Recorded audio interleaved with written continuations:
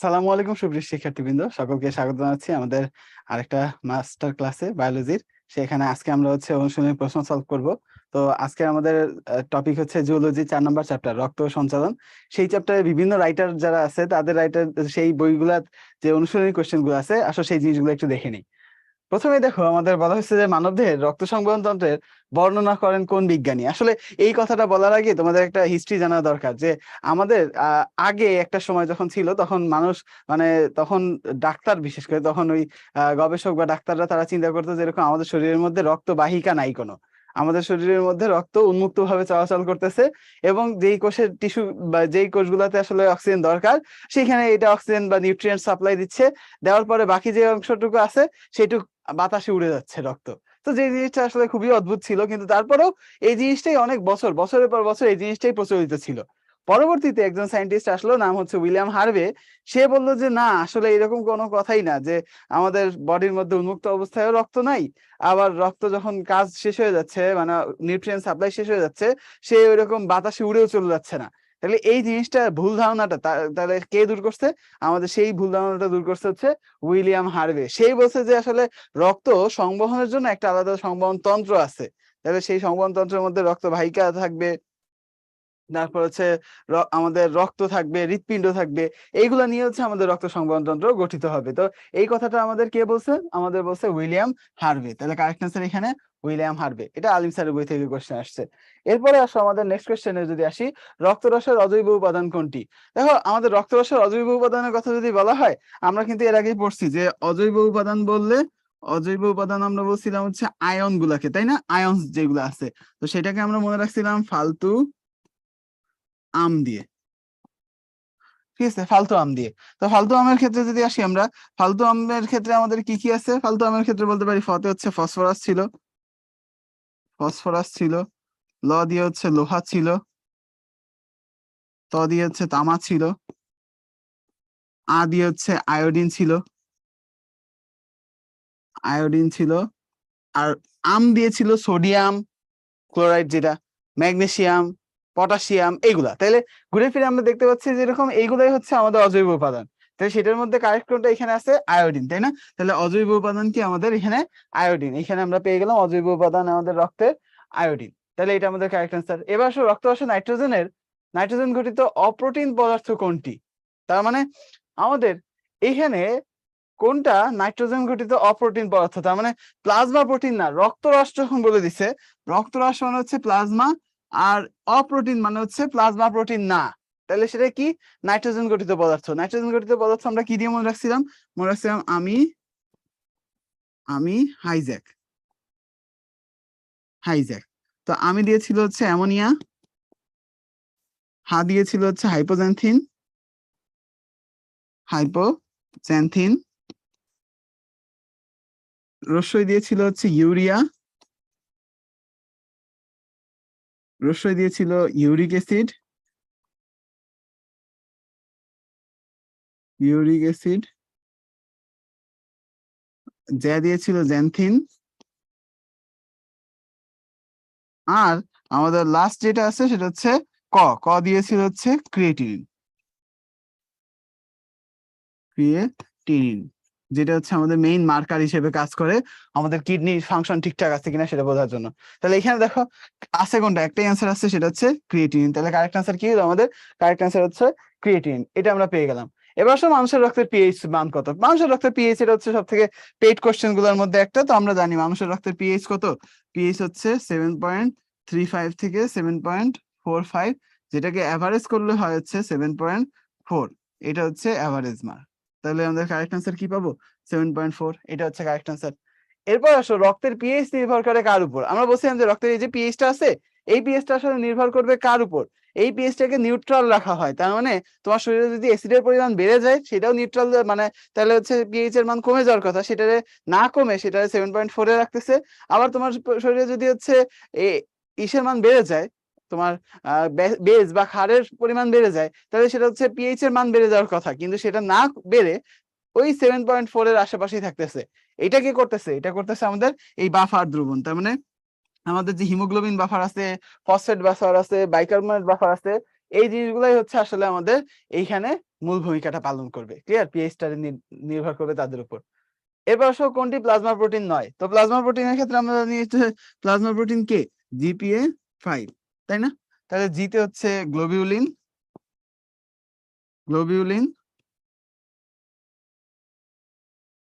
পিতে হচ্ছে প্রোথ্রম্বিন,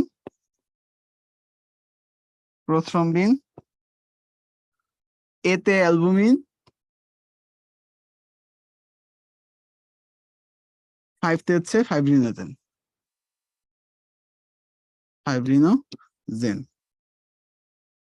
তাহলে এই হচ্ছে আমাদের এগুলা, গ্লোবিউলিন, প্রোথ্রম্বিন, অ্যালবুমিন, ফাইব্রিনোজেন। তাহলে এর বাইরে কোনটা আছে ভাই? এর বাইরে আছে হচ্ছে টাইরোসিন। তাহলে কারেক্ট আনসার কি হবে? তাহলে এটাই হবে আমাদের প্লাজমা প্রোটিন নয়, টাইরোসিন। এটা অ্যাডমিশনেরও কোশ্চেন, মাজেদা ম্যাডামের বইয়েরও কোশ্চেন। এরপরে কোশ্চেন আসো, রক্তরসে যে সকল জৈব পদার্থ বিদ্যমান তার মধ্যে কিছু অপ্রোটিন নাইট্রোজেন যুক্ত দ্রব্য আছে, নিচের কোনটি সঠিক নয়? এখানে আমরা দেখে আসছি একটু আগে, আমি হাইজ্যাক দেখে আসছিলাম না? এই যে আমরা এখানে দেখে আসছিলাম আমি হাইজ্যাক। তো এখানে দেখো ammonia, hypoxanthine, urea, uric acid, xanthine, creatine, এগুলো ছিল নাইট্রোজেন গঠিত বর্জ্য পদার্থ। তাহলে এর বাইরে কোনটা আছে সেটাই এখানে দেখো, ক্রিয়েটিন, এটা তো হাইজ্যাকের কতে ছিল, জ্যাতে ছিল জ্যান্থিন। তো এইগুলো তো ঘুরে ফিরে চলে আসছে, তাহলে না কোনটা? এটা আমাদের লেসিথিন হচ্ছে আমাদের এই নাইট্রোজেন গঠিত বর্জ্য পদার্থ না। ক্লিয়ার? তাহলে এই জিনিসগুলো আমরা পেয়ে গেছি। মোট দৈহিক ওজনের কত শতাংশ রক্ত? আমরা জানি আমাদের শরীরের, মনে করো যে বলা হয় যেরকম আমাদের যদি একটা স্বাভাবিক পূর্ণবয়স্ক পুরুষের কথা চিন্তা করো, তার ওজন আমরা ধরি হচ্ছে 70 কেজি। তো তার ক্ষেত্রে আমরা রক্তের পরিমাণ পাই কত? রক্তের পরিমাণ পাই 5 থেকে 6 লিটার। এখন এই 70 কেজি 5 থেকে 6 লিটার অ্যাপ্রক্সিমেটলি আমরা ধরে নেই, এইটা কিভাবে আসলো ভাইয়া? 70 কেজির ক্ষেত্রে 5 থেকে 6 লিটার মানে কি বলতো? তার মানে তার ওজনের অলমোস্ট কত পার্সেন্ট? তার ওজনের অলমোস্ট 8%। ঠিক আছে? তার মানে এখন এই 8%টারই আমরা হচ্ছে বিভিন্ন রাইটারের বইয়ে, যেরকম আজমল স্যারের বইয়ে 8% বলা, আলিম স্যারের বইয়ে বলা আছে 7 থেকে 8%। তো এই 7 থেকে 8% হওয়া মানে এই 8% যদি চিন্তা করো, 7 8 56, তার মানে 5.6 লিটার। তো সবার ক্ষেত্রে তো একই রকম থাকবে না, কত 5 থেকে 6 লিটার একটা রেঞ্জে চলে আসবে। তাহলে এই জিনিসটা আমরা এখান থেকে পেয়ে গেছি। তাহলে মোট দৈহিক ওজনের কত শতাংশ রক্ত? 7 থেকে 8%। ক্লিয়ার? এবার আসো নিচের কোনটি প্লাজমা প্রোটিন নয়? আবার একই জিনিস ঘুরে ফিরে। তাহলে আমাদের এখানে খেয়াল করো, এই যে অ্যালবুমিন আছে, সাইটোক্রোম সি আছে, এরপরে হচ্ছে আমাদের ফাইব্রিনোজেন আছে, ক্রিয়েটিন আছে। তো আমরা তো জানি ক্রিয়েটিন, এটা কি ক্রিয়েটিন, এটা কিন্তু আমাদের প্লাজমা প্রোটিন না। আবার সাইটোক্রোম সির কথা যদি তুমি চিন্তা করো, তোমার বই অনুযায়ী কিন্তু সাইটোক্রোম সিটাও ওই প্লাজমা প্রোটিনের মধ্যে পড়বে না। কিন্তু আলিম স্যারের বইয়ে এটার অ্যান্সার কি দেওয়া? ক্রিয়েটিন, এইটারে হচ্ছে কারেক্ট অ্যান্সার দেওয়া। ক্লিয়ার? তাহলে কারেক্ট অ্যান্সার আলিম স্যারের বইয়ের থেকে, আলিম স্যারের বইয়ের ইনফো হিসেবে ক্রিয়েটিন। ক্লিয়ার? এটা গেল। এরপর আসো, একজন পূর্ণবয়স্ক সুস্থ মানুষের দেহের মোট ওজনের কত শতাংশ রক্ত থাকে? একটু আগে যেটা দেখে আসছি, মোট ওজনের 8% রক্ত থাকতেছে। এরপরে বলছে মানবদেহের রক্তরসের হার কত? দেখো, তুমি যদি চিন্তা করো, আমার ক্ষেত্রে আমাদের মনে করো যেরকম একটু আগে যেটা বলছিলাম যে আমাদের 70 কেজি একটা মানুষের যদি তুমি দেখো, তার রক্তের পরিমাণ কত? 5 থেকে 6 লিটার। এটা একটু আগে আমরা পাইছি। এখন রক্তকে যদি তুমি ভাগ করো, দুইটা পার্ট পাবা। তার মানে তুমি যদি একটা সেন্ট্রিফিউজ মেশিন নাও, রক্ত নিয়ে সেটা যদি টেস্ট টিউবে দিয়ে সেন্ট্রিফিউজ মেশিনের মধ্যে দিয়ে দাও, এই হচ্ছে মনে করো সেন্ট্রিফিউজ মেশিনের মধ্যে দিয়ে দিলা, সেন্ট্রিফিউজ মেশিনে টেস্ট টিউবটা দিয়ে দিছো, দিয়ে দিলে যে জিনিসটা দেখতে পাবা সেটা হচ্ছে আমাদের এইখানে নিচের দিকে এরকম লাল কঠিন পদার্থগুলো জমা হবে, আর উপরের দিকে হলুদ তরল পদার্থ জমা হবে। ঠিক আছে? তাহলে এই যে কঠিন আর তরল পদার্থ জমা হলো, এইটারে আমরা বলতেছি রক্তকণিকা। আর এটাকে আমরা বলতেছি রক্তরস। ক্লিয়ার? এই যে দুইটা অংশ আছে, তাহলে এই দুইটা অংশের মধ্যে আমাদের রক্তকণিকা কতটুকু আর রক্তরস কতটুকু? রক্তকণিকা বলা হচ্ছে যে আমাদের 45%, আর রক্তরস কত? 55%। এখন এই জিনিসটা থেকে আবার খেয়াল করো, আরো একটা জিনিস তুমি এখান থেকে একটু মনে রাখো, যে রক্ত কণিকা যে 45% আছে, এর মধ্যে আরবিসি আছে হচ্ছে 44%। আর বাকি যে 1% আছে সেটা কি? এই যে এইখানে 1% থাকে হচ্ছে, এইটা হচ্ছে আমাদের ওই শ্বেত রক্তকণিকা, আর অনুচক্রিকা। ঠিক আছে, এই দুইটা মিলে হয় হচ্ছে আমাদের 1%। এই দুইটা মিলে থাকে হচ্ছে 1%। এই দুইটা জিনিস আমাদের একটু মনে রাখতে হবে। তাহলে আমাদের এখানে অলরেডি আমরা কারেক্ট আনসার পেয়ে গেছি। আমাদের রক্তরসের হার কত? রস হচ্ছে 55%। ক্লিয়ার? এবার আসো রক্তের তরল অংশ কোনটি? রক্তের তরল অংশটা আমরা কি বলতেছি? রক্ত রস, তাই তো? এই জিনিসটা আমরা জানি। এবার আসো লোহিত রক্তকণিকা ও শ্বেত রক্তকণিকার অনুপাত কত? দেখো শ্বেত রক্তকণিকার মান তো জানি আমরা 4 থেকে 10 বা 11,000। 4 থেকে 11,000। এটা হচ্ছে ডাব্লিউবিসির। এটা হচ্ছে ডাব্লিউবিসির ক্ষেত্রে, এটুকু আমরা জানি। আর লোহিত রক্তকণিকার ক্ষেত্রে কি হয়? এক এক বয়সে এক এক রকম। যেরকম তুমি যদি ভ্রূণদের কথা চিন্তা করো, তাহলে 80 থেকে 90 লাখ পার কিউবিক মিলিমিটার। এটা অবশ্যই কিন্তু পার কিউবিক মিলিমিটার ব্লাডে। এরপরে যদি তুমি শিশুদের কথা চিন্তা করো, তাহলে সেটা হচ্ছে 60 থেকে 70 লাখ। এরপরে তুমি যখন আবার চলে আসবে আমাদের পূর্ণবয়স্ক পুরুষ দেহে, তাহলে সেটা হয়ে যাবে 50 থেকে 54 লাখ। আর স্ত্রীদের কথা চিন্তা করলে 44 থেকে তোমার 49 লাখ। এভারেজে ধরলে হচ্ছে আমাদের স্ত্রীদের ক্ষেত্রে থাকবে হচ্ছে 45 লাখ, আর পুরুষদের ক্ষেত্রে থাকবে 50 লাখ। তো কোথায় 50 লাখ, কোথায় 50 লাখ, আর কোথায় হচ্ছে 4 থেকে 11,000? এটার অনুপাত করলে আসলে হয় কত? 600:1। এইটা হচ্ছে আমাদের আরবিসি ইস টু ডাব্লিউবিসির অনুপাত। ঠিক আছে, এটা কোন রাইটারের বই অনুযায়ী? আজমল স্যারের বই অনুযায়ী। কিন্তু আশরাফ স্যারের বই অনুযায়ী এটা আছে কত? এটা হচ্ছে 700:1। এখন দেখো এই 700:1টা এটা আগেও আজমল স্যারের বইও ছিল, কিন্তু এখন আজমল স্যারের বইয়ের আপডেট ইনফো হিসেবে 600:1 এটা বলা আছে। এখন খেয়াল করো, এখানে কিন্তু 1:700 আছে, 700:1ও আছে। তুমি একটু খেয়াল রাখবা যে ভাইয়া এখানে কোনটা আগে বলছে, লোহিত রক্তকণিকা আর শ্বেতকণিকা। লোহিত রক্তকণিকা যেহেতু বেশি, তার মানে এটা হচ্ছে 700 শ্বেত হচ্ছে 1। এইরকম যদি শ্বেত রক্তকণিকা আগে চলে আসতো, তাহলে সেটা হচ্ছে 1:700। এইগুলো একটু মনে রাখতে হবে। এরপরে কোশ্চেন আসো, কোন রক্তকণিকা হতে হিস্টামিন ক্ষরণ হয়? হিস্টামিন, হেপারিন কারা ক্ষরণ করে? আমি তোমাদেরকে বলছিলাম শ্বেত রক্তকণিকার মধ্যে একজন আছে বেহায়া। সে কি? বেতে হচ্ছে বেজোফিল। বেজোফিল। হাতে হচ্ছে হেপারিন এবং হিস্টামিন ক্ষরণের সাথে জড়িত। ক্লিয়ার? তাহলে এই যে দেখো এখান থেকে আমরা পেয়ে গেলাম, তাহলে বেজোফিল কি করে? হেপারিন, হিস্টামিন এগুলা ক্ষরণ করতেছে। তাহলে এটা আমাদের কারেক্ট আনসার পেয়ে গেলাম। এটা দেখো আশরাফ স্যারের রাইট মানে অনুশীলনীর বই কোশ্চেন, আবার চিটাং বোর্ড, দিনাজপুর বোর্ড এইগুলার হচ্ছে 21 সালের কোশ্চেন। এরপরে কোশ্চেন আসো, জীবাণু ভক্ষণ করে দেহের প্রতিরক্ষায় অংশ নেয় কোনটি? তাহলে দেখো জীবাণু ভক্ষণ করে যে দেহের প্রতিরক্ষায় অংশ নিচ্ছে, জীবাণু ভক্ষণ করা মানে কি? জীবাণু তো কঠিন পদার্থ, সেটা ভক্ষণ করতেছে, তার মানে এই প্রক্রিয়াটার নাম কি? এই প্রক্রিয়াটার নাম হচ্ছে ফ্যাগোসাইটোসিস। ফ্যাগোসাইটোসিস, এইটা হচ্ছে আমাদের এই প্রক্রিয়া। এখন স্বাভাবিকভাবেই এই প্রক্রিয়ায় অংশগ্রহণ করে কে? আমরা বলছিলাম হচ্ছে মনি এই প্রক্রিয়ায় অংশগ্রহণ করে। মনিতে হচ্ছে মতে হচ্ছে মনোসাইট, মনোসাইট, আর নিতে হচ্ছে নিউট্রোফিল, নিউট্রোফিল। তাহলে কারেক্ট আনসার কি হবে আমাদের? তাহলে মনোসাইট আর নিউট্রোফিল এই দুটো হচ্ছে জীবাণু ভক্ষণ করতেছে। তাহলে আমাদের এখানে কারেক্ট আনসার কি আছে? নিউট্রোফিল আছে। তাহলে এইটাই আমাদের কারেক্ট আনসার পেয়ে গেলাম। এরপরে কোশ্চেন আসো, রক্তরসে পানির পরিমাণ শতকরা কত ভাগ? আমরা রক্তরসে পাইছিলাম, মানে রক্ত যদি চিন্তা করো, প্রথম দিকের এই কয়টা পার্সেন্টেজ খুবই ইম্পর্টেন্ট। রক্তরস, রক্ত রস, আর হচ্ছে রক্ত কণিকা। ঠিক আছে, এইটার পার্সেন্টেজে যদি আসো তুমি, এটার পার্সেন্টেজ হবে হচ্ছে রক্তরস হচ্ছে 55%, আর রক্তকণিকা হবে হচ্ছে 45%। এই দুইটা। এখন এই যে আমাদের রক্তরস আছে, রক্তরসটারে আবার যদি তুমি ভাগ করো, তাহলে সেখানে তুমি ওই যে জৈব পদার্থ পাবা, পানি পাবা, মূলত পানি, আর হচ্ছে কঠিন পদার্থ পাবা। কঠিনের মধ্যে জৈব অজৈব আসবে। তো রক্ত রস যেহেতু নামের মধ্যেই রস আছে, তো পানির পরিমাণ বেশি থাকবে। এখানে পানি থাকবে হচ্ছে অলমোস্ট 90 থেকে 92%। তার মানে এটা হচ্ছে 90 থেকে 92%। আর কঠিন পদার্থ থাকবে হচ্ছে 8 থেকে 9% বা 10%। ঠিক আছে, এখন তুমি দেখো রক্তরসে তুমি যদি চিন্তা করো পানির পরিমাণ কার 90 থেকে 92%? পানির পরিমাণ হচ্ছে আমাদের রক্ত রসের 90 থেকে 92%। এমন না আবার রক্তের 90 থেকে 92%। এই জিনিসটা খেয়াল রাখবা। তাহলে রক্ত রসে পানির পরিমাণ কত? 90 থেকে 92%। এই 90% হচ্ছে কারেক্ট আনসার। এবার আসো, মানুষের প্রতি 100 ml রক্তে কত গ্রাম হিমোগ্লোবিন থাকে? হিমোগ্লোবিনের পরিমাণ কত আমাদের 16 গ্রাম। ঠিক আছে, ঠিক আছে, তাহলে এই জিনিসটা আমরা পেয়ে গেছি।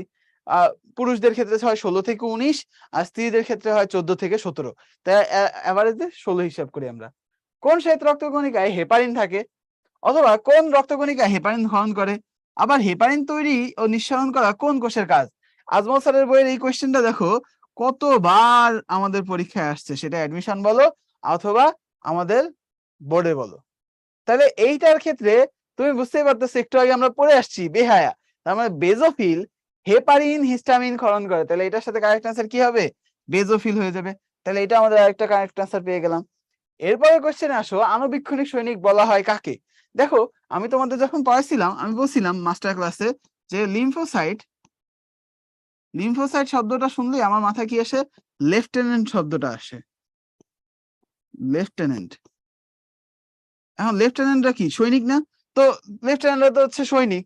তো এই সৈনিকরা, এরা তো হচ্ছে আমরা চোখে দেখতে পাচ্ছি সেই লেফটেন্যান্ট। আর লিম্ফোসাইট লেফটেন্যান্ট হইলে লিম্ফোসাইটও কি একটা সৈনিক, কিন্তু তাকে কি আমরা দেখতে পারি চোখে? চোখে দেখতে পাই না, অণুবীক্ষণ যন্ত্র লাগে।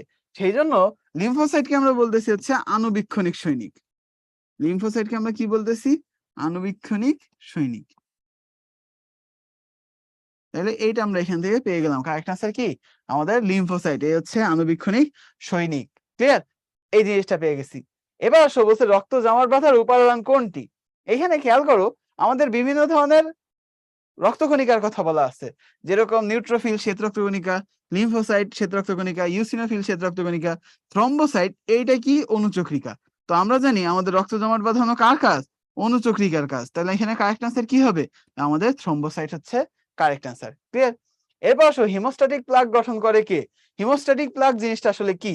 হিমো মানে হচ্ছে রক্ত, হিম মানে হচ্ছে কি রক্ত থেকে শব্দটা আসছে হিমো, আর স্ট্যাটিক মানে হচ্ছে স্থির রাখবে। তার মানে তোমার মনে করো কোথাও দিয়ে রক্ত পড়তেছে, রক্ত পড়ে কেটে গেছে, রক্ত পড়েই যাচ্ছে, সেটা স্ট্যাটিক করা লাগবে না, নর্মাল করা লাগবে না আগের মতো। তাহলে সেই কাজটাই যে করতেছে সে হচ্ছে হিমোস্ট্যাটিক প্লাগ গঠন করা। তো এই যে হিমোস্ট্যাটিক প্লাগটা আসলে কি জিনিস, দেখো মনে করো তোমার এখানে রক্তবাহিকা এইখান থেকে ফোঁটা হয়ে গেছে, তো এইখান থেকে তো রক্ত বের হয়ে চলে আসতেছে, তাই তো? এখন তুমি চিন্তা করো আমাদের বাসায় যে প্লাগ গুলো আছে, 3 পিন প্লাগ বা 2 পিন প্লাগ, এইরকম প্লাগ আছে না ছিদ্র, এইখানে এই প্লাগের মধ্যে দিয়ে তুমি হচ্ছে তোমার কি করো, ওই অ্যাডাপ্টার চার্জার এগুলা সুন্দর করে দিয়ে দাও।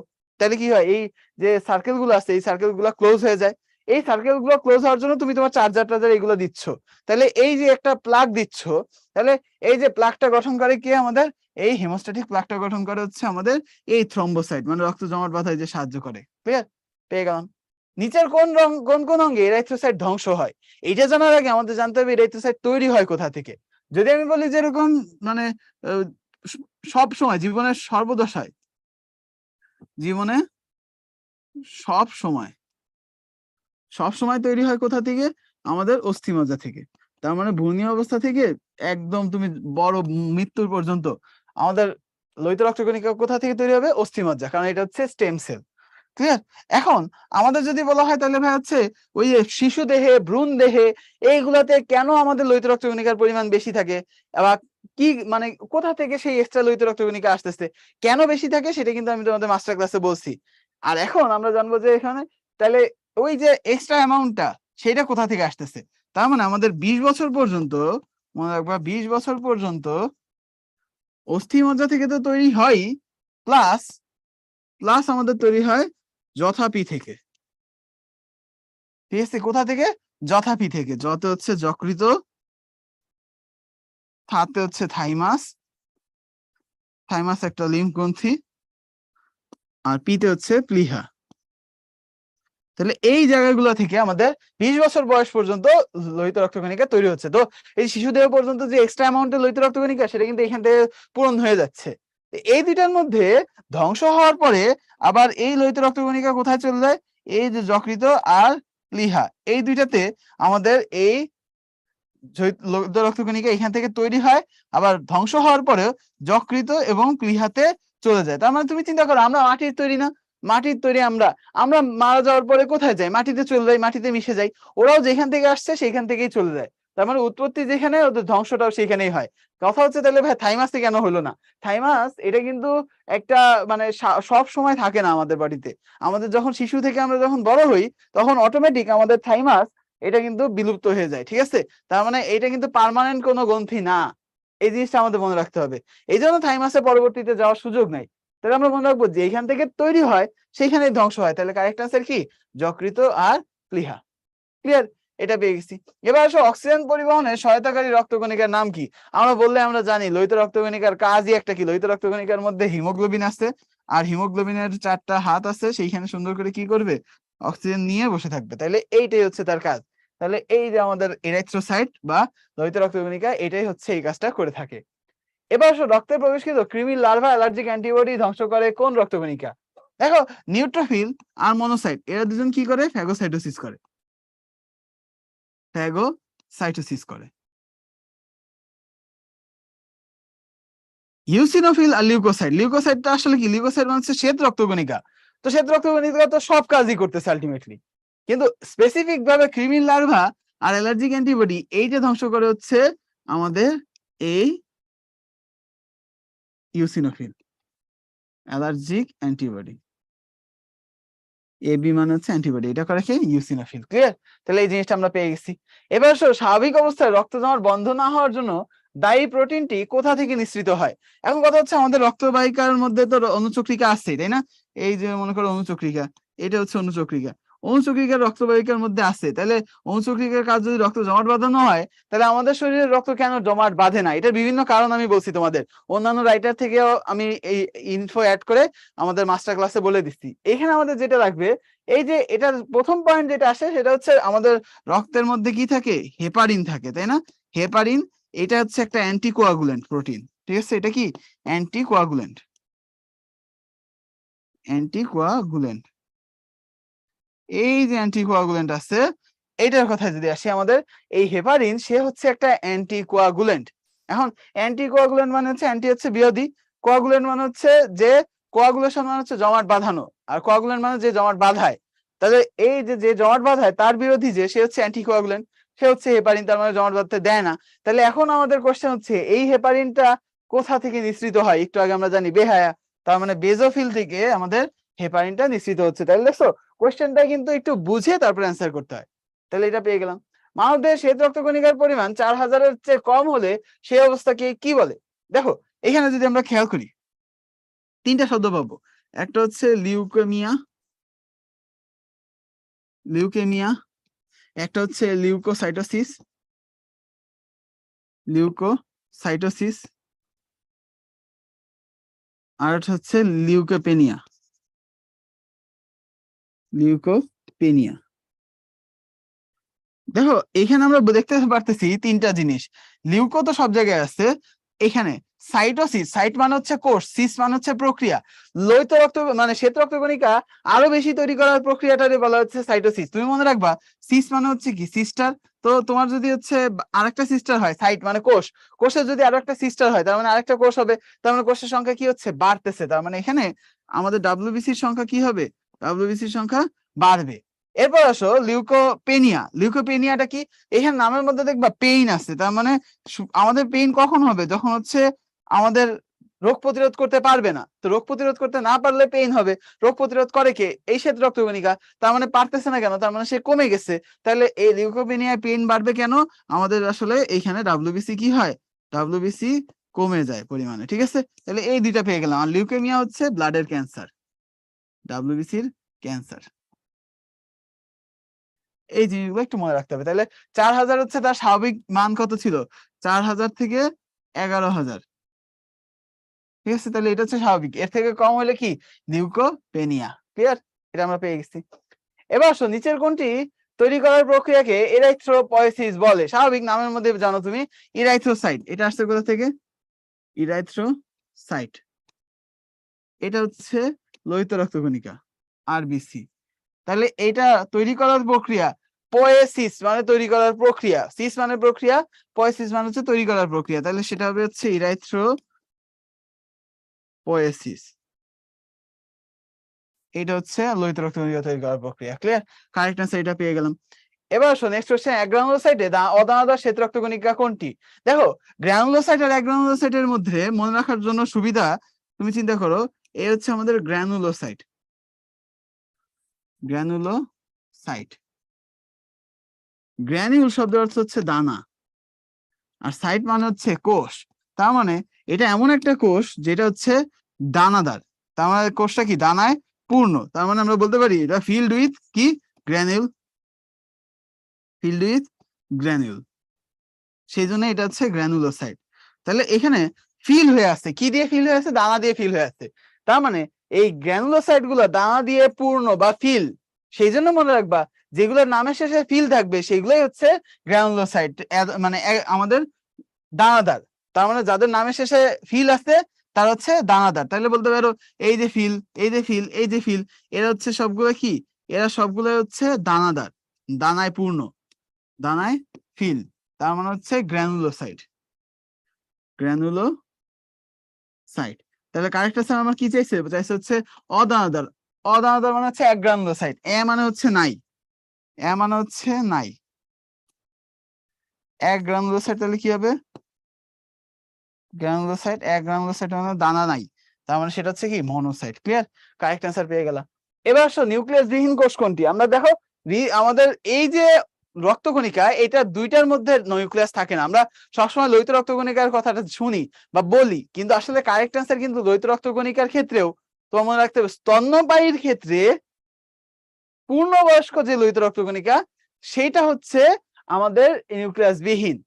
আর যদি তুমি চিন্তা করো যে এইটা ছাড়া আর কোনটা আছে? অনুচক্রিকা। এই দুটো আমাদের মনে রাখতে হবে। তাহলে কারেক্ট অ্যান্সার কি? আমাদের নিউক্লিয়াস বিহীন কোষ লোহিত রক্তকণিকা এখানে। এরপর নিচের কোনটি শরীরে অনুপ্রবেশকারী জীবাণুকে ধ্বংস করার প্রক্রিয়া? একটু আগে আমরা দেখে আসছি, এটা কি? ফ্যাগোসাইটোসিস। এরপর বলছে বিশ্বব্যাপী রক্ত শূন্যতার প্রথম প্রধান কারণ কি?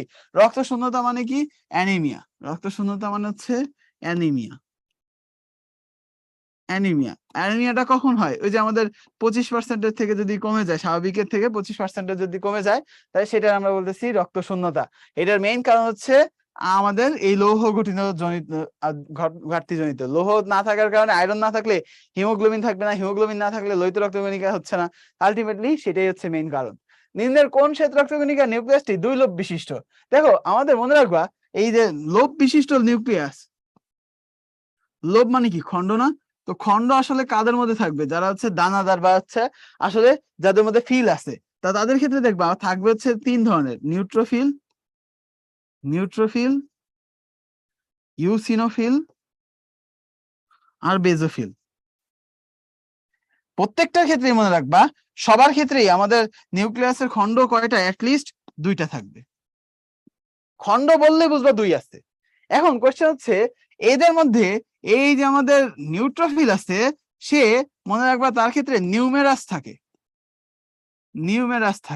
নিউমেরাস মানে কি? অনেক বেশি। তার মানে এইটার ক্ষেত্রেও 2 থাকবে, কিন্তু 2 থেকে 5 খন্ড বিশিষ্ট। ক্লিয়ার?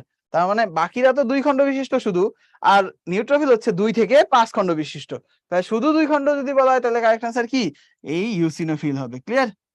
এবার আসো শিশুদের রক্তে লিম্ফোসাইটের সংখ্যা বয়স্কদের তুলনায় কেমন হবে? দেখো আমাদের বয়স যত বাড়তে থাকে তত বেশি প্রতিরক্ষা ব্যবস্থা দুর্বল হইতে থাকে, ছোটবেলায় আমাদের প্রতিরক্ষাটা ভালো থাকতে থাকে। তাহলে এই অনুযায়ী আসলে শিশুদের রক্তে কি থাকে? একটু বেশি থাকে প্রতিরক্ষায়। এরপর আসো কোন রক্তকণিকা দেহে অ্যান্টিবডি তৈরি করে? এটা ক্ষেত্রে যদি আসে, আমাদের লিম্ফোসাইট আণুবীক্ষণিক সৈনিক বলছিলাম না, সে আসলে কি করে? লিম্ফোসাইট আণুবীক্ষণিক সৈনিকরা কি করে? গুলি করে না? গুলি করে, এদেরও গুলি আছে। সেই গুলিটা কি? লিম্ফোসাইট। আমরা এই চ্যাপ্টারে আমরা পড়বো লিম্ফোসাইট 2 ধরনের: টি লিম্ফোসাইট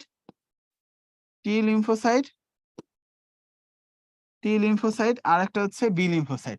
তো এটা আমরা হচ্ছে টি আর বি লিম্ফোসাইট, এটা একটু আমরা টি আর বি সাথে শুধু বলি ডাইরেক্ট। তাহলে টি লিম্ফোসাইট আর বি লিম্ফোসাইট, এই বি লিম্ফোসাইট থেকে তৈরি হচ্ছে প্লাজমা কোষ। এই প্লাজমা কোষ সে তৈরি করে হচ্ছে অ্যান্টিবডি। এইটাই হচ্ছে সেই আমাদের গুলি।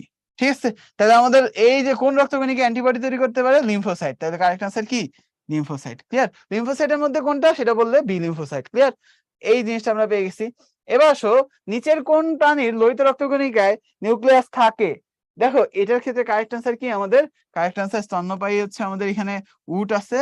আমাদের এই যে উটের ক্ষেত্রে এই নিউক্লিয়াসটা থাকে। আমাদের নিউক্লিয়াস থাকে না জেনারেলি কি? আমাদের সব স্তন্যপায়ীতে নিউক্লিয়াস থাকে না, এক্সেপ্ট একটাই উদাহরণ বলা আছে, সেটা হচ্ছে উট। কিন্তু আজমল স্যারের বইয়ে কিন্তু এখন বলছে যে উটের ক্ষেত্রে নিউক্লিয়াস থাকে না। তাহলে আলিম স্যারের বইয়ের কারেক্ট আনসার হচ্ছে এইটা। ক্লিয়ার? এবার রক্তে লোহিত রক্তকণিকার আয়তন পরিমাপের শতকরা হিসাবকে কি বলা হয়? এইটারে বলা হচ্ছে হেমাটোক্রিট। এটা কারেক্ট অ্যান্সার কি? হেমাটোক্রিট। এইটা দেখেই এখন যে ডেঙ্গুর প্রকোপ অনেক বেশি না, তো আমরা আসলে তোমরা সবসময় দেখো যে এরকম প্লাটলেট কত, কিন্তু ডাক্তাররা আসলে মেইনলি খেয়াল করে কোনটা? হেমাটোক্রিটটা। তার মানে লোহিত রক্তকণিকার আয়তনের তুলনায় আসলে শতকরা কত পরিমাণে আছে, তার মানে লিকেজ হচ্ছে কিনা সেটা বোঝা যায় হেমাটোক্রিট দেখে। তাহলে এই জিনিসটা হচ্ছে আমরা দেখি। এরপর আসো মানবদেহের স্টেম কোষ কোথায় অবস্থিত? আগে আমি বলে আসছিলাম আমাদের স্টেম কোষ কোথায় আছে? অস্থিমজ্জা, যেখান থেকে অন্যান্য যে কোনো ধরনের কোষ তৈরি হচ্ছে। এবার আসো মানবদেহের লোহিত রক্তকণিকার আয়ুষ্কাল কত? এই লোহিত রক্তকণিকার আয়ুষ্কাল কত? 120 দিন। 120 দিন মানে কি? 4 মাস। এই জন্য বলা হয় লোহিত রক্তকণিকাই তো আমাদের শরীরের বেশিরভাগ অংশ, মানে রক্তের বেশিরভাগ অংশই দখল করে রাখছে কণিকার। এই জন্য বলা হয় যে 4 মাস পর পর আমরা হচ্ছে রক্ত দিতে পারি। ক্লিয়ার? এরপর আসো কোনটি রক্তনালী সংকোচন ঘটিয়ে রক্তপাত হ্রাস করে? দেখো আমাদের এই যে অনুচক্রিকা আছে, এটা তো কি করবে? এটার একটা কাজ হচ্ছে সে সেরোটোনিন ক্ষরণ করবে। সেরোটোনিন, এই যে সেরোটোনিন ক্ষরণ করে তার কাজ কি? এই হচ্ছে আমাদের একটা রক্তবাহিকা। এই রক্তবাহিকার মধ্যে মনে করো এই জায়গাটা কেটে গেছে, তো এইখান থেকে যদি রক্তবাহিকা যায় এইখান থেকে গল গল করে রক্ত পড়তে থাকবে। এখন রক্তনালীটা যদি সংকুচিত হয়ে যায়, তার মানে তুমি চিন্তা করো এই যে রক্তবাহিকাটা ছিল, এখন সেটা সংকুচিত হয়ে এরকম হয়ে গেল, মনে করো এরকম হয়ে গেল, ঠিক আছে? তার মানে সংকুচিত হয়ে গেল। তো এই যে সংকুচিত হয়ে গেলে স্বাভাবিকভাবে এই এই জায়গাটা আসলে এরকম ভাবে সংকুচিত হয় না, আমি জাস্ট বোঝানোর জন্য বলতেছি। তাহলে এইখানে দেখো, এইখান থেকে যতটুকু রক্ত বেরোবে, এইখান থেকে রক্ত অনেক বেশি বেরোবে না, এইটাতে বেশি বেরোবে, এটাতে কম বেরোবে। সেই জন্য এই যে রক্তপাত যেন কম হয়, সেই জন্য তো সেটা সংকোচন করে কে? এই সেরোটোনিন। ক্লিয়ার? তাহলে এটা আমরা পেয়ে গেছি। নিম্নের কোনটি উপস্থিতির জন্য রক্তের রং লাল হয়? এটা মনে করো যেরকম পৃথিবীর সবাই জানে, অলমোস্ট তোমরা তো জানোই। এটা কারেক্ট আনসার কি? হিমোগ্লোবিন।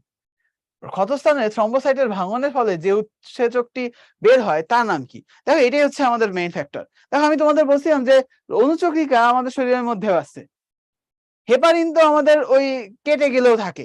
তাহলে অনুচক্রিকা কেন শরীরের মধ্যে আমার রক্ত জমাট বাঁধাতে পারতেছে না, বা হেপারিন কেন কেটে যাওয়ার পরে রক্তটাকে ওই জমাট বাঁধানোর হাত থেকে বাঁচাইতে পারতেছে না?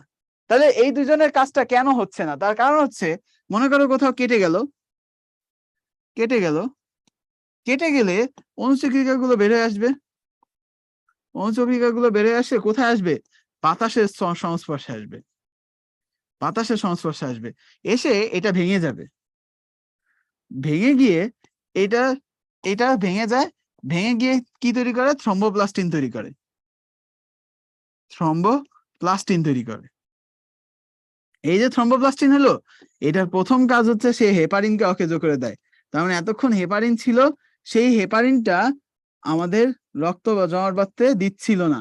তো এই যে আমাদের এই হেপারিনটা এখন রক্ত জমাট বাঁধতে দিবে, মানে রক্ত জমাট বাঁধাতে বাধা দিতে পারবে না, কারণ তাকে কি অকেজো করে দিছে।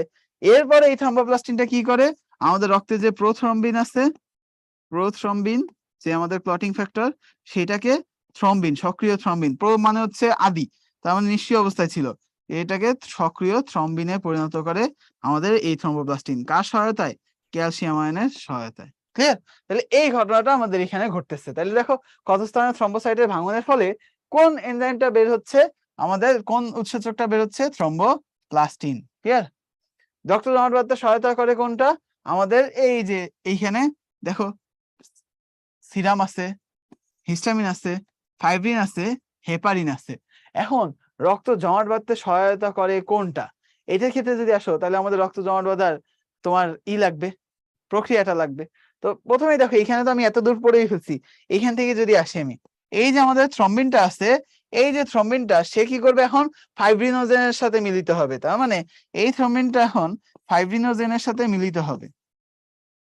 ফাইব্রিনোজেন, এই ফাইব্রিনোজেনটা পরবর্তীতে এটার সাথে মিলিত হয়ে কি তৈরি করবে? ফাইব্রিন মনোমার তৈরি করবে। ফাইব্রিন মনোমার, ফাইব্রিন মানে হচ্ছে ফাইবার বা সুতা, মনো মানে হচ্ছে একটা, তার মানে একটা সুতা। এখন কেটে গেছে এতটুকু জায়গা, একটা সুতায় কি হবে? হবে না। তাহলে এখানে কি করতে হবে? এখানে অনেকগুলো সুতা তৈরি করতে হবে। তাহলে এই রকম ফাইব্রিন পলিমার তৈরি করতে হবে, ফাইব্রিন পলিমার। এই ফাইব্রিন পলিমারের মধ্যেও কিছু গ্যাপ থাকবে, সেই গ্যাপগুলো ফিল আপ করে ফেলবে কি লোহিত রক্তকণিকা, এসে রক্ত জমাট বাঁধায় ফেলবে। তাহলে এই জিনিসগুলো হচ্ছে আমাদের এখানে পেয়ে গেলাম রক্ত জমাট বাঁধার ক্ষেত্রে। তাহলে কারেক্ট অ্যান্সার কি হবে আমাদের? এটা ফাইব্রিন হবে। ক্লিয়ার? এরপর আসো রক্ত সঞ্চালনের জন্য নিচের কোনটি সঠিক? একটু আগে আমরা দেখে ফেলছি প্রোথ্রম্বিনকে থ্রম্বিনে পরিণত করে কে? আসলে থ্রম্বোপ্লাস্টিন আর ক্যালসিয়াম আয়ন। তাহলে কারেক্ট অ্যান্সার কি? এইটাই।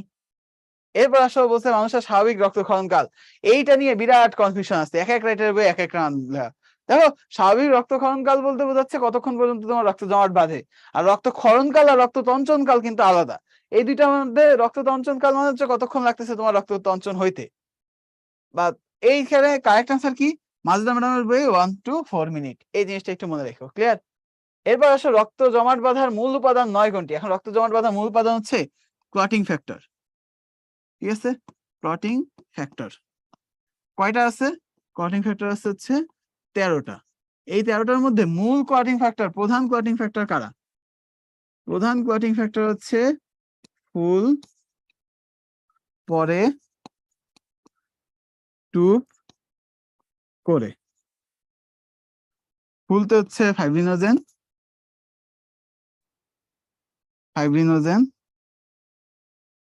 পরেতে হচ্ছে প্রোথ্রম্বিন,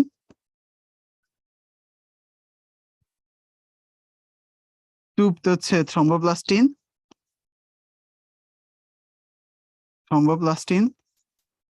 আর করেতে হচ্ছে ক্যালসিয়াম আয়ন। ঠিক আছে, তাহলে আমাদের কারেক্ট আনসার হিসেবে আমরা এখান থেকে কি পাবো? প্রধান উপাদান কোনগুলা? ফুল পরে টুপ করে, fibrinogen, prothrombin, thromboplastin, calcium ion. তাহলে এখানে দেখো উপাদান ক্যালসিয়াম আয়ন 9 বলছে, কিন্তু খেয়াল রাখবা 9, তার মানে এটা তো হবে না, কারণ এটা তো উপাদান। ফাইব্রিনোজেন, প্রোথ্রম্বিন এরাও হবে না, তাহলে কারেক্ট আনসার কি? লসিকা রস। ক্লিয়ার? এরপর আসো কোনটি মানব দেহের রক্ত জমাট বাঁধার কাজে সহযোগিতা করে না? তাহলে একটু আগে দেখে আসছি ফাইব্রিনোজেন, এটা তো আমাদের করে, তার মানে এটা হবে না। আবার প্রোথ্রম্বিনও করে, থ্রম্বোপ্লাস্টিনও করে, তাহলে কারেক্ট আনসার ইউসিনোফিল। ক্লিয়ার? রক্ত প্রবাহের সময় রক্ত জমাট না বাঁধার কারণ নিম্নের কোনটি? রক্ত জমাট বাঁধতে দেয় না কেন? দেখো ওই যে একটা বলছিলাম হেপারিন, আরেকটা কি? আরেকটা আছে হচ্ছে রক্ত যে স্পিডে চলে, সেই স্পিড এত স্পিডে চলে যে জমাট বাঁধার সময়ই পায় না। এরপরে দেখো রক্তের যে নালীটা আছে সেটা মসৃণ, যার কারণে ওইখানে ধাক্কা ধুক্কা লেগে ভেঙে যায় না রক্তবাহিকা, সেজন্য ওইখানে অনুচক্রিকা ভাঙেও না, না ভাঙলে হেপারিনকে অকেজও করতে পারবে না, সেজন্য জমাট বাঁধে না। আরো আছে কিছু প্রোথ্রম্বোটিক ফ্যাক্টর বা প্রোকোয়াগুলেন্ট আর হচ্ছে অ্যান্টিকোয়াগুলেন্ট, এইগুলোর উপস্থিতির কারণে। তো এখানে তাহলে কারেক্ট আনসার কি? এই যে হেপারিনের উপস্থিতি, এইটা হচ্ছে আমরা পেয়ে গেলাম, যেরকম রক্ত জমাট বাঁধার না কারণ হচ্ছে কি? হেপারিনের উপস্থিতি। কারণ আমরা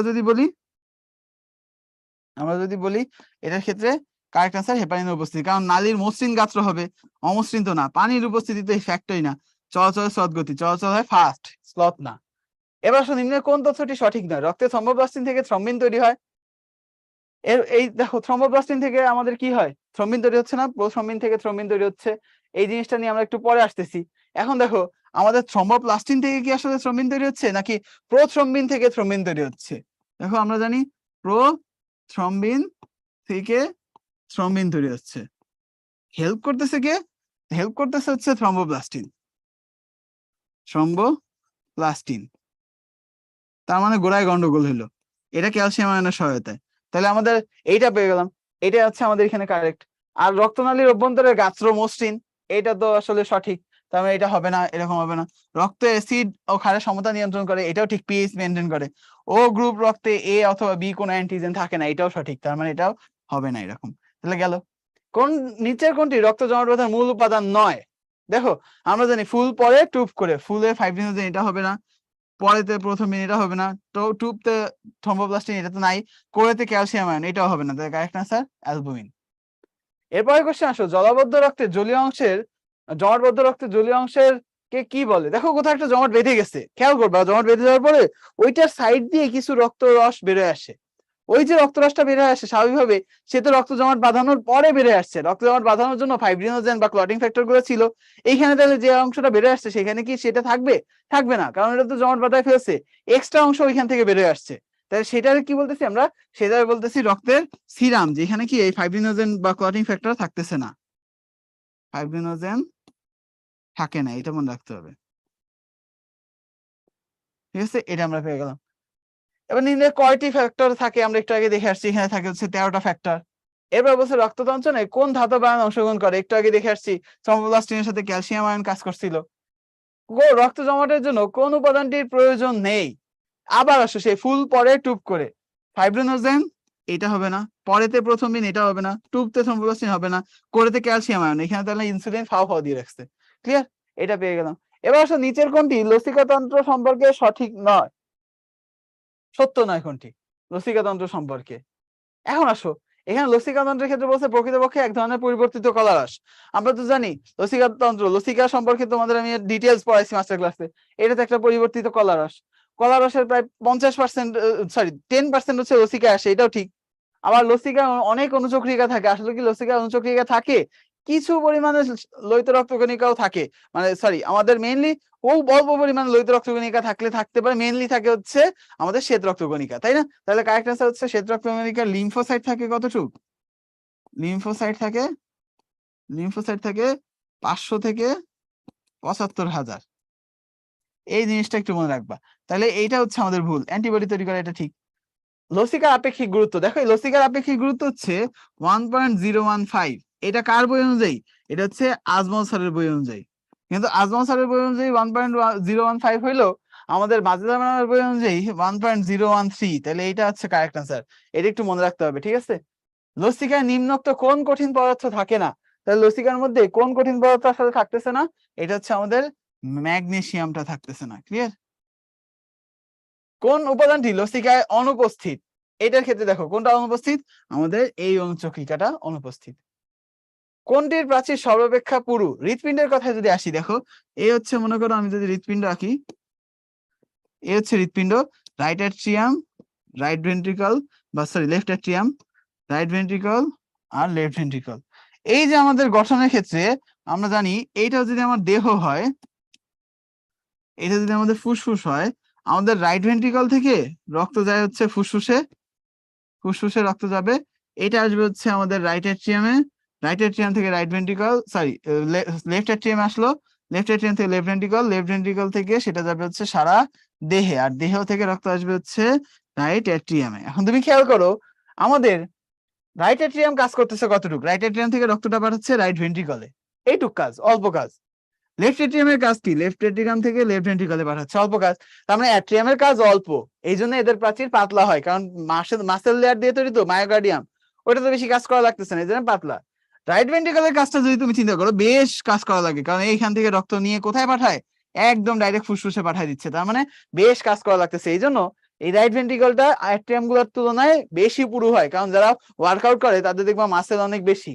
ঠিক সেইভাবে লেফট ভেন্ট্রিকলের কাজ কি, দেখো সে ওই রক্ত নিয়ে সারা দেহে পৌঁছাচ্ছে, তার মানে রাইট ভেন্ট্রিকল শুধু একটা ফুসফুসে পৌঁছাচ্ছিল, আর লেফট ভেন্ট্রিকল সারা দেহে পৌঁছাচ্ছে। তাহলে কার কাজ বেশি হলো, লেফট ভেন্ট্রিকল। এই জন্য লেফট ভেন্ট্রিকলের মাসেল আরো বেশি স্ট্রং হবে, আরো বেশি পুরু হবে, প্রায় দেখা যায় যে রাইট ভেন্ট্রিকলের তুলনায় 3 গুণ পুরু হয়, 3 গুণ পুরু হয়। ক্লিয়ার? তাহলে এই জিনিসটাই দেখো, তাহলে আমাদের কারেক্ট আনসার কি, বাম নিলয়, এটা হচ্ছে কারেক্ট আনসার। বাম নিলয় মানে লেফট ভেন্ট্রিকল। কোনটি হৃৎপিণ্ডের কপাটিকাগুলোকে আবৃত রাখে? দেখো আমাদের হৃৎপিণ্ডের কপাটিকা মানে কোথায় আছে, তাহলে চিন্তা করো তো, এই হচ্ছে যদি হৃৎপিণ্ড হয়, আমাদের হৃৎপিণ্ডের কপাটিকা যদি তুমি চিন্তা করো, তাহলে কপাটিকা গুলো আছে হচ্ছে ওদের ভিতরের লেয়ারে, ভিতরের লেয়ার। তাহলে এইখানে যদি তুমি এখন কাটো, এটা যদি তুমি কেটে দেখো, বাইরে একটা লেয়ার, মাঝখানে হচ্ছে পেশির লেয়ার, আর এই একটা লেয়ার, এই বাইরের লেয়ারটাকে আমরা কি বলতেছি, এপিকার্ডিয়াম, এপিকার্ডিয়াম। ঠিক আছে, এরপর আসো, এই মাঝখানের লেয়ারটা আমরা বলতেছি মায়োকার্ডিয়াম, এখানে মাসেল থাকে, এটাই সংকোচন প্রসারণ করাচ্ছে। আর ভিতরের এই লেয়ারটাকে বলতেছি এন্ডোকার্ডিয়াম। তাহলে মাসেল লেয়ারের পরে যে এন্ডোকার্ডিয়ামটা আছে, সেইটাই আসলে কি আমাদের ওই ঘুরে ফিরে, এইটাই আমাদের এই ভিতরের লেয়ার, তার মানে হচ্ছে আমাদের কপাটিকা গুলোকে আবৃত করে রাখতেছে। তাহলে কারেক্ট আনসার কি, এন্ডোকার্ডিয়াম। ক্লিয়ার? বাইকাসপিড কপাটিকার অবস্থান কোথায়? এইখানে দেখো, আমরা যদি চিন্তা করো, এই আবার যদি আমি আঁকি, হৃৎপিণ্ড আঁকতে আঁকতেই পাগল হয়ে গেলাম, এই হচ্ছে আমাদের হৃৎপিণ্ড, right atrium, left atrium, right ventricle, left ventricle. এখন এখানে যদি তুমি খেয়াল করো, এখানে কপাটিকার ক্ষেত্রে এই জায়গায় একটা কপাটিকা আছে, এই জায়গায় একটা কপাটিকা আছে, এই যে এটা আর এটা, একটা নাম বাইকাসপিড আর একটা নাম ট্রাইকাসপিড। মনে রাখাটা সহজ, বাম সাইডে বাম সাইডে বতে হচ্ছে বাইকাসপিড কপাটিকা থাকে, আর ম দিয়ে মনে রাখবে এটা হচ্ছে মাইট্রাল কপাটিকা, আরেক নাম আকিকা দেওয়া নাম মাইট্রাল কপাটিকা। তাহলে এই জিনিসগুলো আমরা এখান থেকে পেয়ে গেলাম। তাহলে এটার নাম কি হবে? এটা হচ্ছে ট্রাইকাসপিড হবে। এখন কেন বাইকাসপিড, কেন ট্রাইকাসপিড, এটা আমরা জানি। কাস্ট বা যে কপাট আছে আমাদের এই প্রকোষ্ঠের ক্ষেত্রে, যে কপাট গুলো আছে এই কপাটিকার, সেখানে ট্রাইকাসপিডে থাকে হচ্ছে 3টা কপাট, আর বাইকাসপিডে থাকবে হচ্ছে 2টা কপাট। আসলে আমাদের সব কপাটিকার ক্ষেত্রেই 3টা করে কপাট থাকে, এক্সেপ্ট বাইকাসপিড, এখানে 2টা কপাট থাকে। তাহলে আমাদের বাইকাসপিড কোথায় আছে? বাম সাইডে। তার মানে বাম অলিন্দ আর নিলয়ের মাঝখানে। ক্লিয়ার? তাহলে এটা আমরা পেয়ে গেছি। নিম্ন মহাশিরা ও ডান অ্যাট্রিয়ামের সংযোগস্থলে অবস্থিত কপাটিকার নাম কি? তার মানে দেখো, নিম্ন মহাশিরার ইংলিশ যদি আমরা জানি, সেটা হচ্ছে ইনফেরিয়র। ইনফেরিয়র মানে হচ্ছে নিচে, ঠিক আছে? Inferior vena cava, vena cava plus right atrium. তাহলে আমাদের ইনফেরিয়র ভেনা কেভা রস্যই দিয়ে মনে রাখবো, এইখানে যে কপাটিকা আছে ইউস্টেশিয়ান কপাটিকা বলা হয়, ইউস্টেশিয়ান কপাটিকা। তাহলে এটার নাম কি?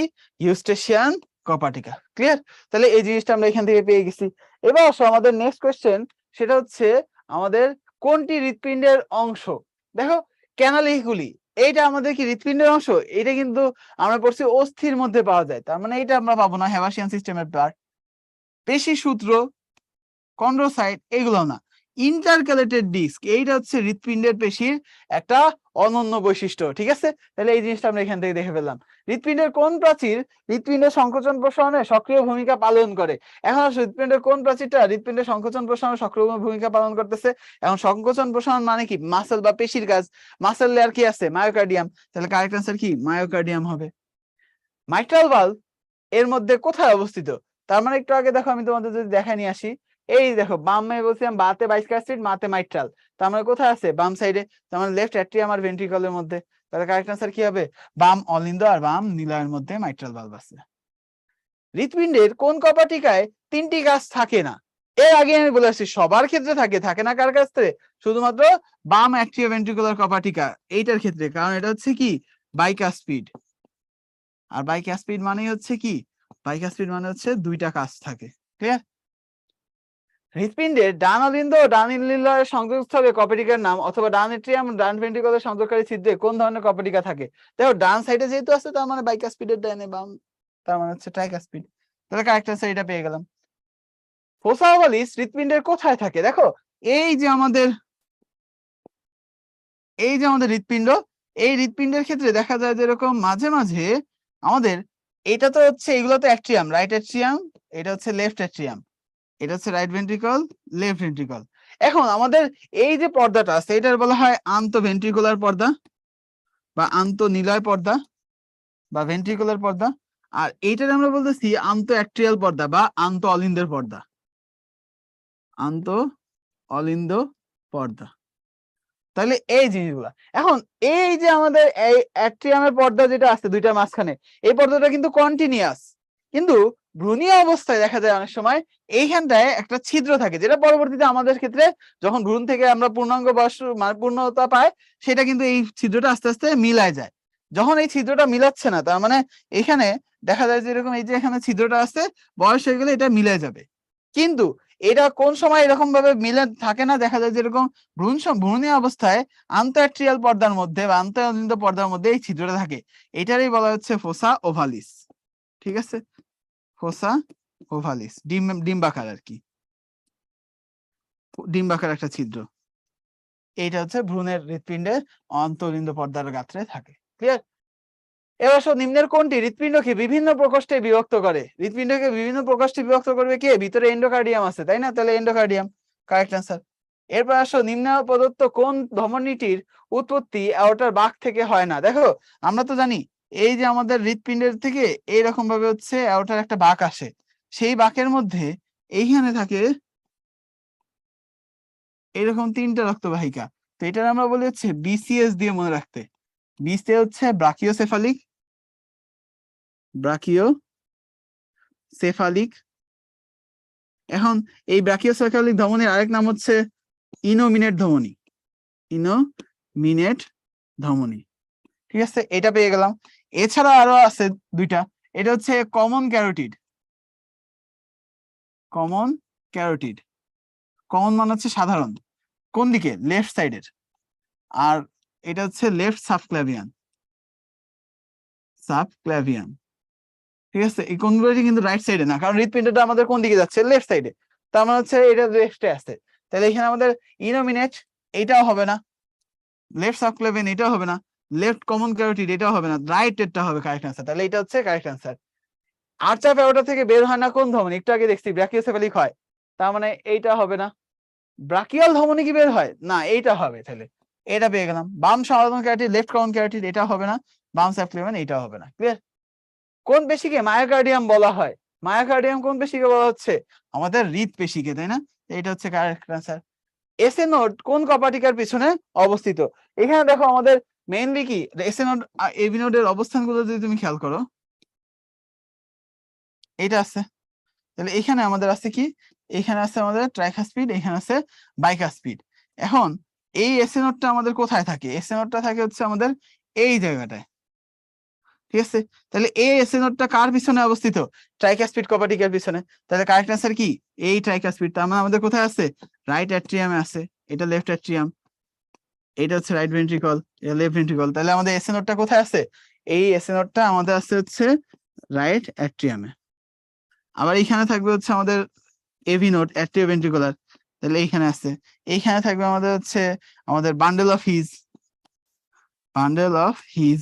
আর এই দিকে চলে যাবে হচ্ছে পার্কিনজি তন্তু, পার্কিনজি তন্তু,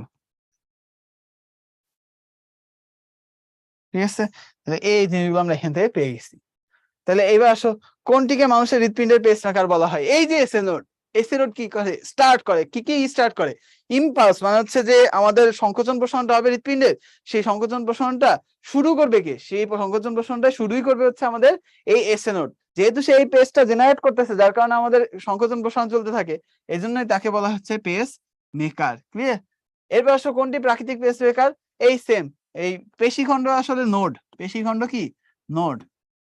এটা কি ডান অলিন্দের পেশিখণ্ড, তার মানে হচ্ছে ডান অলিন্দের নোড। ক্লিয়ার? তার মানে হচ্ছে এসএ নোড, ডান অলিন্দে আছে। তাহলে এটা পেয়ে গেলাম। এবার আসো, পেসমেকার কি? SA node, SA node. তাহলে কারেক্ট আনসার, সরি এটা না, কারেক্ট আনসার হচ্ছে আমাদের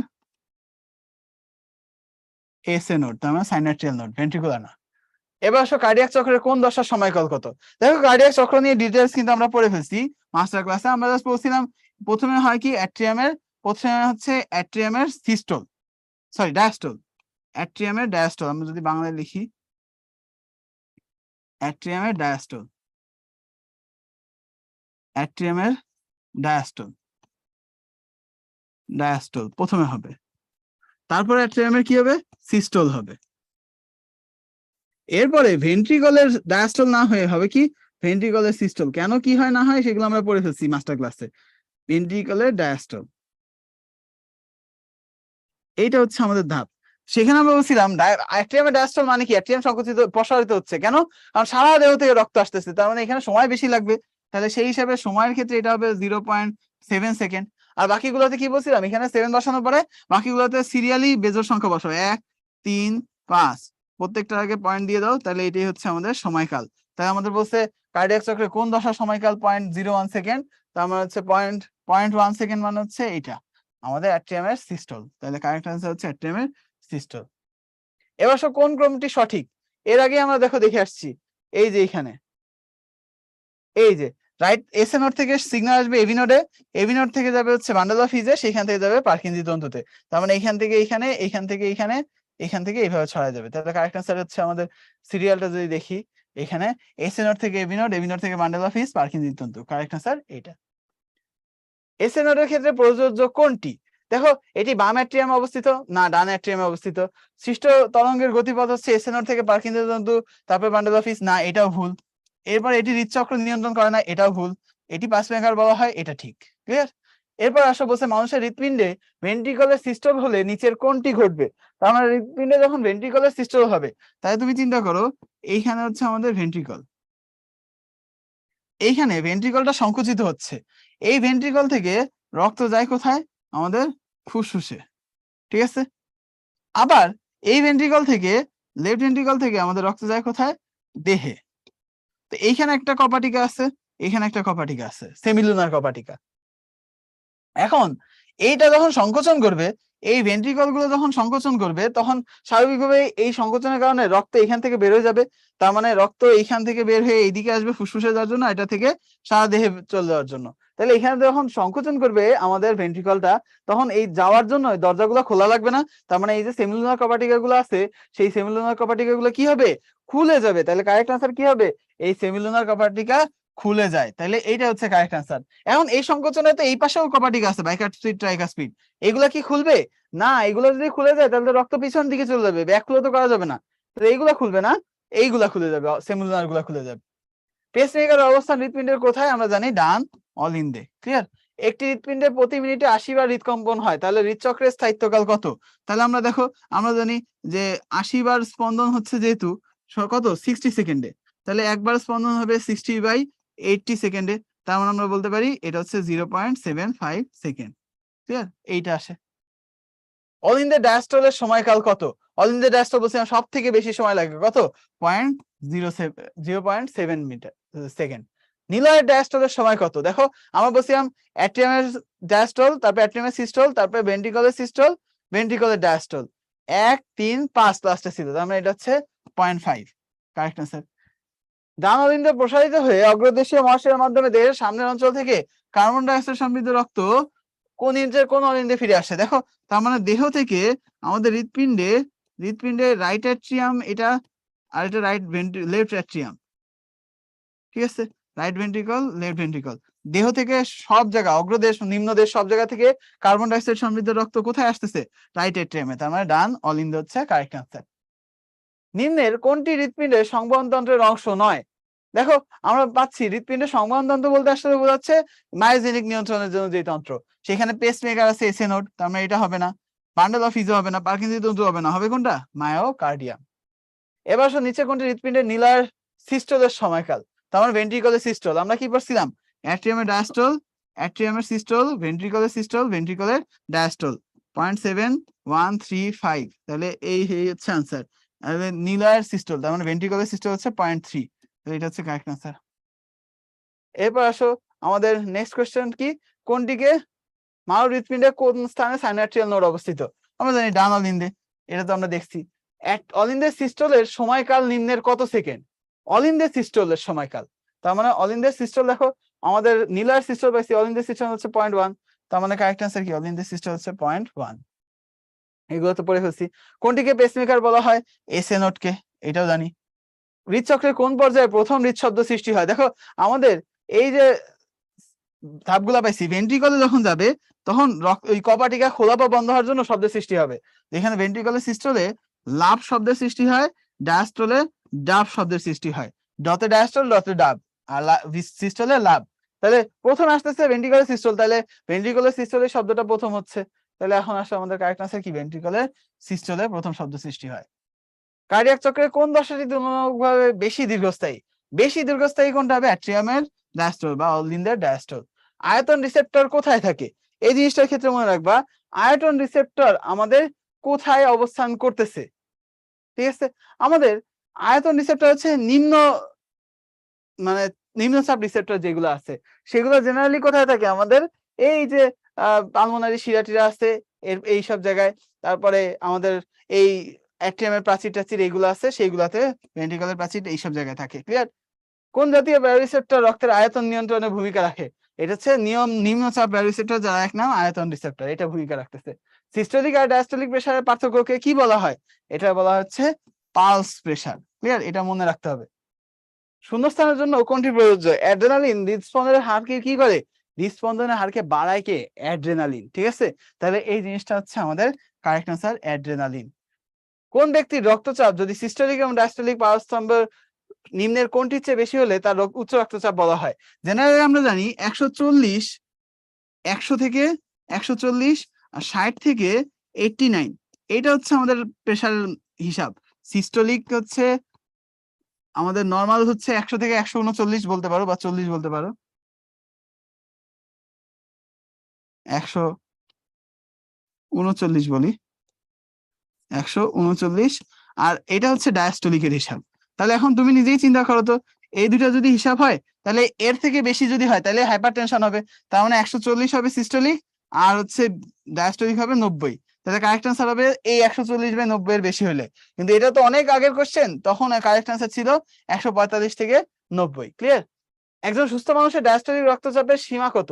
ডায়াস্টোলিক রক্তচাপের সীমা দেখো, একটু আগে আমরা বলছিলাম সিস্টোলিকের ক্ষেত্রে আমরা পাইছি আমাদের আজমল স্যার অনুযায়ী 100 থেকে 139, ডায়াস্টোলিক হচ্ছে 60 থেকে 89। তো এটার আমরা মনে রাখবো 70 থেকে 90 এর মধ্যে। ক্লিয়ার? আশরাফ স্যারের বইয়ে। করোনারি ধমনী রক্ত সংবহন করে কোথায়? করোনারি ধমনী আছে কিসের জন্য?